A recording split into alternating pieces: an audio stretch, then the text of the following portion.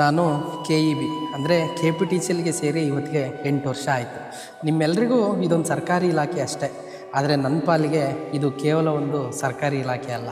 ತಲತಲಾಂತರದಿಂದ ನನ್ನ ಕುಟುಂಬಕ್ಕೂ ಮತ್ತು ಕಡು ಬಡತನಕ್ಕೂ ಇರುವಂಥ ಸರಪಳಿಯ ಕೊಂಡಿನ ಕಿತ್ತಾಕಿದಂಥ ಇಲಾಖೆ. ನಮ್ಮ ಕುಟುಂಬದ ಬದುಕಿನುದ್ದಕ್ಕೂ ಬಡತನ ಬಿಟ್ಟರೆ ಬೇರೆ ಯಾವ ಬದಲಾವಣೆಗಳೂ ಇಲ್ಲ ಅಂತ ಹತಾಶರಾಗಿದ್ದಾಗ ನಿಮ್ಮ ಕುಟುಂಬಕ್ಕೆ ನಾನಿದ್ದೀನಿ ಅಂತ ಕತ್ತಲಿನ ಬದುಕಿಗೆ ಬೆಳಕಾಗಿ ಬಂದಂಥ ಇಲಾಖೆ.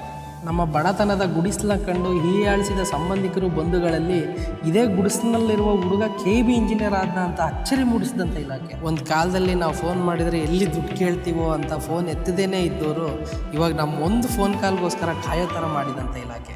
ನಮ್ಮೂರಲ್ಲಿ ತನ್ನ ಮಕ್ಕಳಿಗೆ ಆ ಹುಡುಗ ಬಂದರೆ ಮನೆ ಒಳಗೆ ಬಿಟ್ಕೋಬೇಡಿ ಅಂತ ಹೇಳ್ಕೊಟ್ಟವರು ಬದುಕಿದ್ರೆ ಆ ಹುಡುಗನ ಥರ ಬದುಕಬೇಕು ಅಂತ ಹೇಳೋ ಥರ ಮಾಡಿದ ಇಲಾಖೆ. ದುಡ್ಡು ಕೊಟ್ರೆ ಸರ್ಕಾರಿ ಕೆಲಸ ಅನ್ನೋ ವಾಕ್ಯನ ಸುಳ್ಳು ಅಂತ ಪ್ರೂವ್ ಮಾಡಿದ ಇಲಾಖೆ. ನಾವೆಷ್ಟೇ ಓದಿ ಮೆರಿಟ್ ತಗೊಂಡ್ರು ನಮ್ಮ ಕೈಲಿ ಸರ್ಕಾರಿ ಕೆಲಸ ತಗೊಳಕ್ಕಾಗಲ್ಲ ಅಂತ ನಿಸ್ಸಹಾಯಕರಾಗಿದ್ದಂತಹ ನನ್ನಂಥ ಎಷ್ಟೋ ವಿದ್ಯಾರ್ಥಿಗಳ ಬದುಕಲ್ಲಿ ಮತ್ತೆ ಭರವಸೆ ಮೂಡಿಸಿದಂಥ ಇಲಾಖೆ. ಇಲ್ಲಿವರೆಗೂ ನಾನು ಮಾಡಿರೋ ಎಲ್ಲ ಸಹಾಯಗಳಿಗೂ ಶಕ್ತಿ ತುಂಬಿದಂಥ ಇಲಾಖೆ. ತಲತಲಾಂತರದಿಂದ ನಮ್ಮನ್ನು ತುಳಿದಾಳಿದಂತಹ ವರ್ಗಕ್ಕೆ ಭಯ ಹುಟ್ಟಿಸಿದಂಥ ಇಲಾಖೆ. ನನ್ನ ಬರಿದಾದ ಬದುಕಿಗೆ ಹೊಸ ಐಡೆಂಟಿಟಿ ಕೊಟ್ಟಂಥ ಇಲಾಖೆ. ನನ್ನ ತಂದೆ ತಾಯಿ ಹೆಮ್ಮೆ ಪಟ್ಟು ಗರ್ವದಿಂದ ಹೇಳ್ಕೊಳ್ಳುವಂತೆ ಮಾಡಿದಂಥ ಇಲಾಖೆ. ಯತ್ರ ಶ್ರಮಃ ತತ್ರ ಸಫಲತಾ ಅಂದರೆ ಎಲ್ಲಿ ಪರಿಶ್ರಮವಿದೆಯೋ ಅಲ್ಲಿ ಯಶಸ್ಸಿದೆ ಅನ್ನೋ ವಾಕ್ಯಕ್ಕೆ ಪರಿಪೂರ್ಣ ಅರ್ಥ ಕೊಟ್ಟಂಥ ಇಲಾಖೆ. ನಾನು ಈ ಇಲಾಖೆಯಲ್ಲಿ ಕೆಲಸ ಮಾಡ್ತಾ ಇರುವಾಗಲೇ ಡಿಪಾರ್ಟ್ಮೆಂಟ್ ಆಫ್ ಮುನ್ಸಿಪಲ್ ಅಡ್ಮಿನಿಸ್ಟ್ರೇಷನ್ನಲ್ಲಿ ಅಪಾಯಿಂಟ್ ಆಯಿತು. ಇಷ್ಟೆಲ್ಲ ಕೊಟ್ಟಂತಹ ನನ್ನ ಮಾತೃ ಇಲಾಖೆಗೆ ರಿಸೈನ್ ಮಾಡೋಕ್ಕೆ ನಂಗೆ ಮನಸ್ಸು ಬರಲಿಲ್ಲ.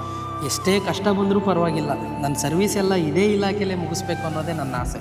ನಿಮ್ಮ ಪ್ರಕಾರ ಇದೊಂದು ಸರ್ಕಾರಿ ಸಂಸ್ಥಾನ, ನನ್ನ ಪಾಲಿಗೆ ಇದೊಂದು ದೇವಸ್ಥಾನ.